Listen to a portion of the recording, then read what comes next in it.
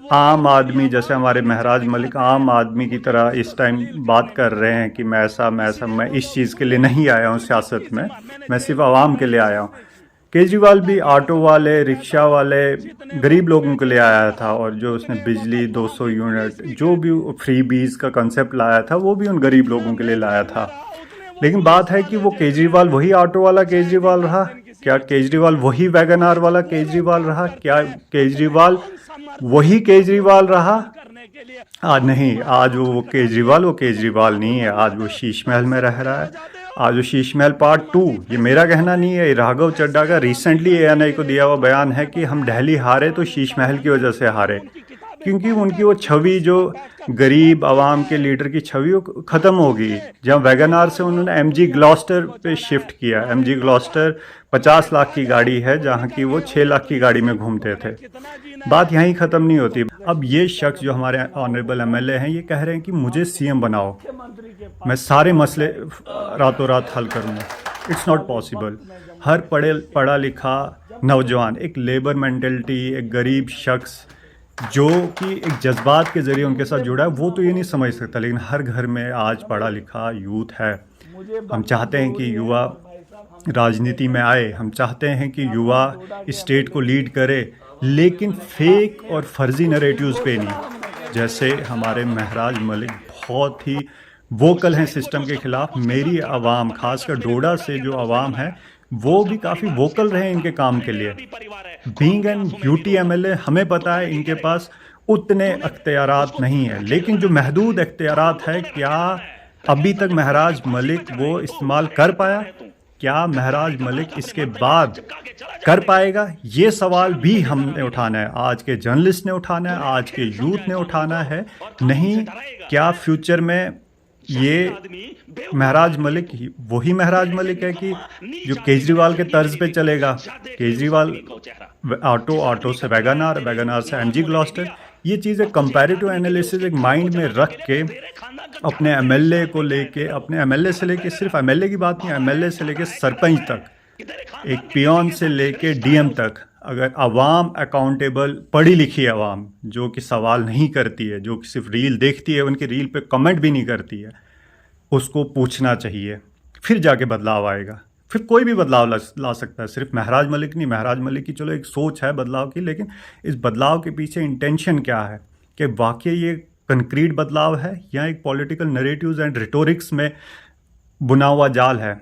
आदाब दोस्तों, मैं साजिद भट्ट आज बात करने जा रहा हूँ महराज मलिक की, जो कि डोडा से एमएलए हैं, और कोइंसिडेंस से मेरे भी एमएलए, मैं भी उन्हीं की कॉन्स्टिट्यूंसी से ताल्लुक़ रखता हूँ।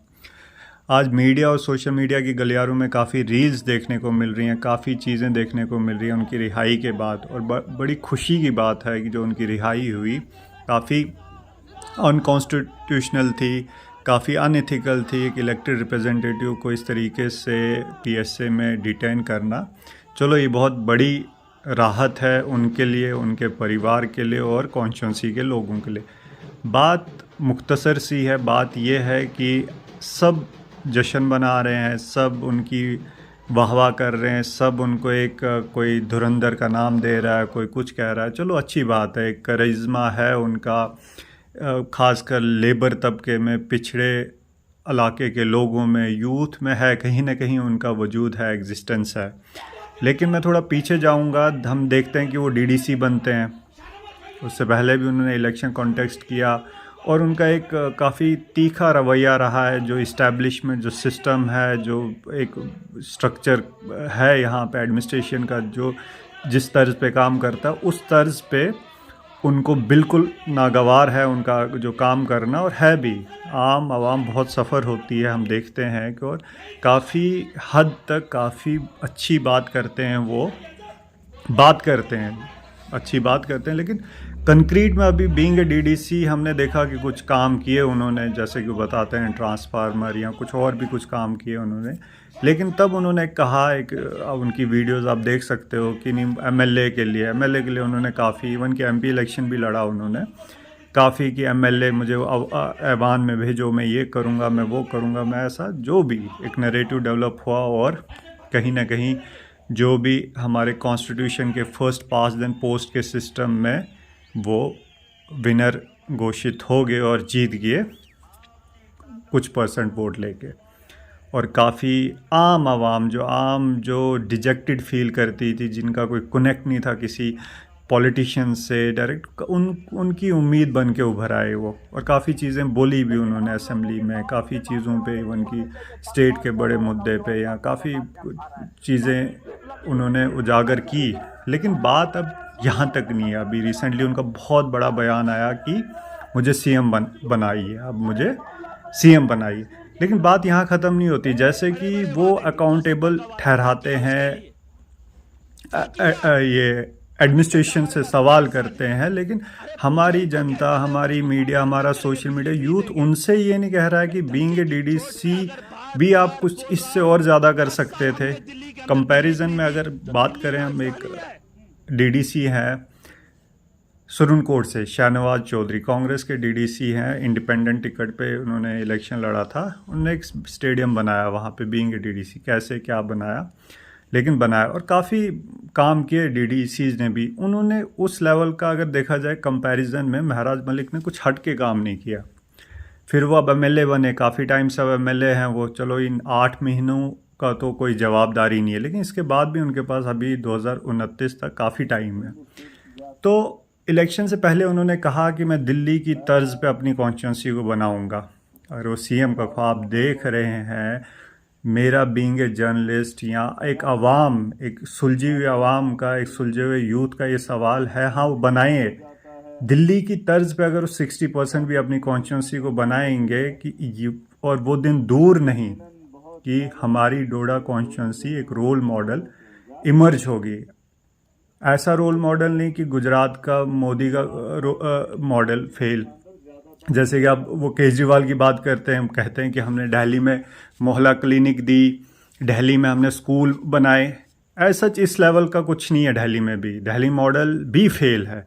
आप इसी सोशल मीडिया से रिसर्च सर्च कीजिए, कुछ हद तक हुई, तब्दीलियां हुई, लेकिन इस हद तक नहीं जिस हद तक दिखाया जाता है आम आदमी के सोशल मीडिया हैंडल्स पे। उस तर्ज पे पूरी दिल्ली भी इस्टेब्लिश नहीं हुई है। आज भी वहाँ पानी, खड्डों में पानी जमा होता है। आज भी वहाँ कई स्कूल का इंफ्रास्ट्रक्चर ज़ीरो है। आज भी वहाँ की जो इनकी कुछ मोहल्ला क्लिनिक बैठी हुई है, डिसफंक्शनल है। वैसे बात करते हैं पंजाब की। पंजाब में रिसेंटली फ्लड आया और फेलियर आपने देखा भगवंत मान का कैसा फेलियर रहा है कि उनकी गवर्नमेंट भी उनके कंट्रोल में नहीं है। अभी जो स्पेकुलेशंस है मार्केट में कि वो भी डिस्टेबलाइज होने वाली है। बात करते हैं कि ये तो एक पॉलिटिकल नैरेटिव है, रिटॉरिक्स है कि हमने दिया जी, पंजाब में कुछ नहीं है, वो मॉडल्स फेल हैं। हाँ, अगर कम बैक करती है दिल्ली में आम आदमी फिर से, या पंजाब में, फिर हम ये कहेंगे कि महराज मलिक का जो तर्क है वो सही है। आवाम से मेरा सबसे यही मुताला था कि ये कोई पूछ नहीं रहा है, कोई मीडिया, कोई सोशल मीडिया, कोई नहीं पूछ रहा है कि हाँ ठीक है, आपको ये चीज़ें इतना आसान नहीं है जितना वो बोल रहे हैं। बहुत अच्छी एस्पायरेशन है उनकी, उनको सीएम बनना है, नहीं जिस तरीके से वो बोल रहे हैं। लेकिन बीइंग एन एमएलए बोलें जो उनके हाथ में आज, कि बीइंग एन एमएलए वो अगले चंद सालों में हमें क्या क्या दे सकते हैं, अगर वो चीज़ हमें दे सकते हैं। और यही साजिद भट्ट वापस आएगा और आपको बताएगा कि हाँ, हमारे पास एक स्ट्रॉन्ग यूथ सीएम फेस है। मुझे बनना ओके, जरूरी शबा है। और भाई साहब